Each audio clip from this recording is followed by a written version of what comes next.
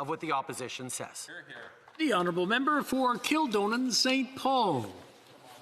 Mr. Speaker, it has been a devastating 12 months for Canadians, and sounds like we're going to be in this for another 7 months, if not longer.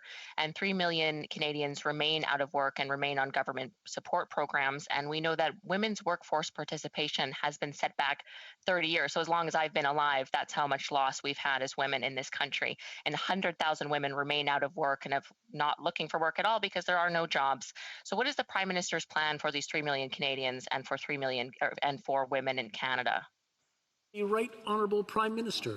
Mr. Speaker, we have recognized that this recession, this pandemic crisis, is actually a she-session. Vulnerable women, women in all socioeconomic levels, have been harder hit by this pandemic than anyone else.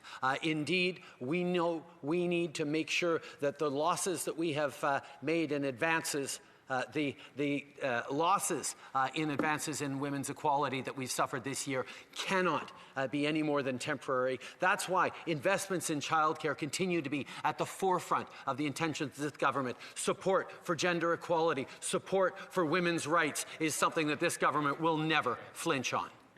Honourable member for Kildonan St. Paul. You know, Mr. Speaker, I didn't actually hear a plan for recovery for Canadian women. And this week, the Deputy Prime Minister and the Liberal government praised themselves for establishing a women's task force for recovery an entire year after 1.5 million women lost their jobs in the onset of the pandemic.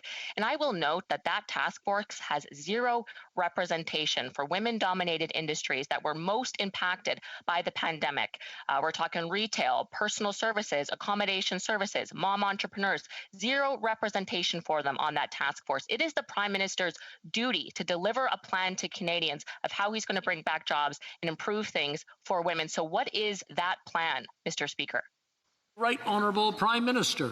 Mr. Speaker, the task force we've put forward is going to focus on a feminist recovery for our economy, but it's not something the only thing we've done. A number of years ago, we set up a close to $5 billion women's entrepreneurship strategy that has let women entrepreneurs succeed right across the country. And we know when women entrepreneurs succeed, they create jobs in the community, they create solutions in the community. We're also committed to moving forward on childcare as we see the business community has woken up to the fact that childcare is an economic argument, not just a social argument. And we certainly hope the Conservatives will understand the extent to which investing in childcare is something we need to do.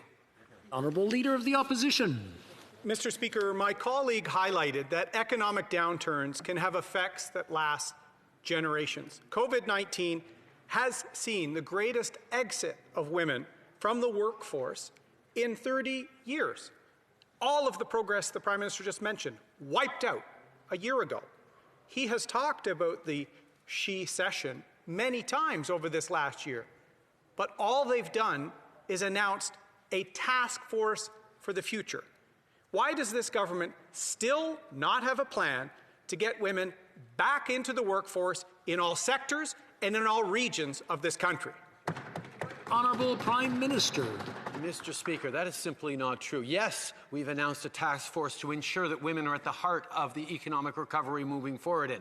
But throughout this pandemic, we have been there to support women, even through increasing the Canada Child Benefit, in supports for shelters and victims of domestic violence. We have continued to invest to be there to support women through the Women's Entrepreneurship Strategy. But indeed, one of the most pressing recommendations made by everyone on how to support women in the workforce is to move forward on childcare. And I look forward to seeing the support of the Leader of the Opposition when we put forward our ambitious plan on childcare.